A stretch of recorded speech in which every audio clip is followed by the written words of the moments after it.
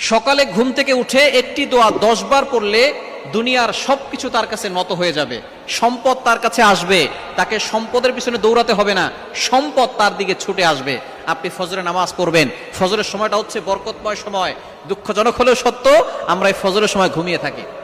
এই ফজরের সময়ের জন্য আল্লাহ পাক রব্বুল আলামিনের কাছে নবী সাল্লাল্লাহু আলাইহি ওয়াসাল্লাম বরকতের দোয়া করেছেন, বুখারী শরীফের হাদিস। আল্লাহুম্মা বারিক লি উম্মতি ফি বুকুরিহা, আয় আল্লাহ আমার উম্মতের সকালটা বরকতময় করে দাও। আল্লাহ তাআলা এই দোয়াটা কবুল করে নিয়েছেন। এজন্য যারা ফজরের নামাজ পড়ে এবং ফজরের নামাজের পরে জিকির আজকার করে, আল্লাহ পাক রব্বুল আলামিন তাদের ঘরের ভিতরে বরকত দিয়ে দেন, রহমত দিয়ে দেন।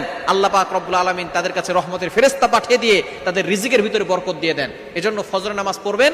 ফজরের নামাজের পরে একটি দোয়া 10 বার পড়লে আল্লাহ পাক রব্বুল আলামিন 10টি গোলাম আজাদ করার সওয়াব দান করে দিবেন। বর্তমানে একজন মানুষের দাম কয়শো কোটি টাকা, তার হিসাব নাই। তো এরকম মানুষ যদি 10টা আপনি মুক্ত করে দেন, যে সওয়াব হবে সেই পরিমাণ সওয়াব আল্লাহ তাআলা আপনার আমলনামায় দিয়ে দিবেন। সুতরাং 10টি গোলাম আজাদ করার সওয়াব পাবেন যদি 10 বার এই দোয়াটা পড়েন। শুধু তাই নয়, আল্লাহ পাক রব্বুল আলামিন 10টি গুনাহ মাফ করে দিবেন, আল্লাহ পাক রব্বুল আলামিন 10টি নেকি আপনার আমলনামায় দিবেন, এবং ওই দিন শয়তানের সকল অনিষ্ট থেকে আল্লাহ তাআলা আপনাকে হেফাজত করবেন, এবং যত প্রয়োজন আছে আল্লাহ পাক রব্বুল আলামিন সকল প্রয়োজন আপনার পূরণ করে দিবেন, সকল চাহিদা আল্লাহ তাআলা পূরণ করে দিবেন।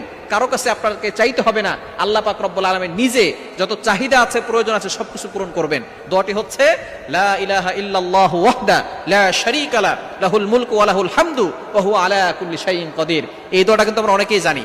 এই দোয়ার ভিতরে আল্লাহর পরিচয় রয়েছে, আল্লাহর প্রশংসা রয়েছে, আল্লাহর একত্ববাদের ঘোষণা রয়েছে।